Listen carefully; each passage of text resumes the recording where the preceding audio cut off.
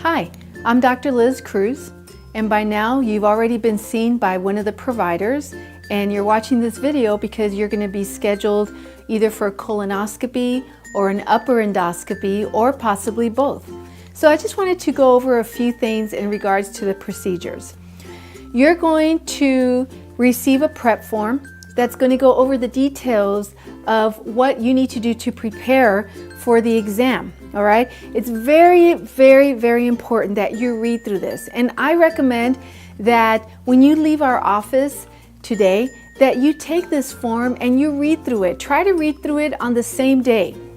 So I'm just going to cover a few things that I feel are very crucial for you to know. Number one, when you come to the procedure, you must have a driver with you. You cannot come alone, drive yourself, and expect to drive home alone, okay? If you do, we'll have to cancel your procedure on that day. You cannot drive yourself home because you're going to be sedated, and even though after the procedure you probably will wake up very nicely and be wide awake, you cannot drive yourself home. Cannot. And the other thing I want to add in there is you cannot go home in a taxi alone. One of the medicines that we're going to be asking you to stop at least 7 days before your procedure are any anti-inflammatory meds, which is the category of medicines called NSAIDs. So that's a pretty broad category of medicines that includes medicines like Motrin, ibuprofen, Advil, Aleve.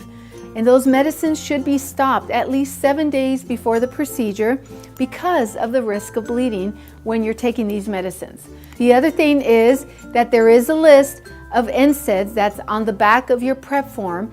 That is a very long list, and you can check out that list first and see if your medicine happens to be on that list. But again, if there is a question, call us. There are several different blood thinners that are out on the market now. It used to be just one or two, such as Coumadin. Now there are several blood thinners out on the market. And so I want to just ask that if you are on any blood thinner, please let us know before you leave the office today. It's very important because we will need to have you stop the blood thinners a certain number of days before the procedure. And if you're on a blood thinner, it's very possible that you're under the care of a cardiologist or possibly a pulmonologist or a hematologist who has you on that blood thinner, and we need to get the okay from that specialist to take you off of the blood thinner. If you're having just an upper endoscopy, your prep is actually quite simple because we're not going to tell you that there are certain foods you can't eat. Your restriction is basically going to be not to eat any solid food after midnight, the night before. You can still drink clear liquids up to 6 hours before your procedure.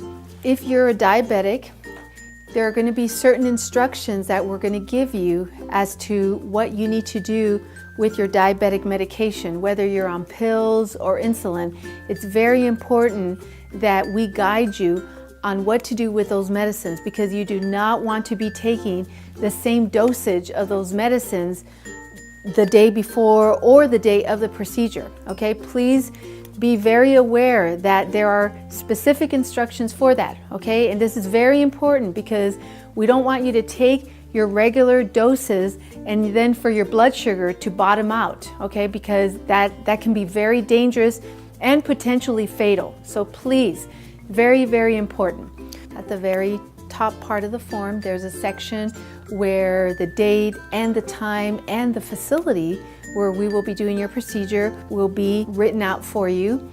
For different facilities, the time as far as when you check in varies. It can be anywhere from 1 to 2 hours, and my scheduler will let you know that when she actually schedules the procedure for you. But just so you're aware, all of that information will be on that form. All right, so I think that we've covered all the main points. Just to re-emphasize, please read through your form. I believe that the majority of the questions that you may have are answered on the form. There's a lot of great information on there. Any questions you have about what medicines to stop or not take, what foods to avoid, what clear liquids are, most of those questions are all answered on the form. So read through the form. If there is any question that you have that is not answered on that form, then please call us. We're there to serve you, and we want to make sure that all of your questions are answered. Thank you so much, and we look forward to seeing you on the day of your procedure.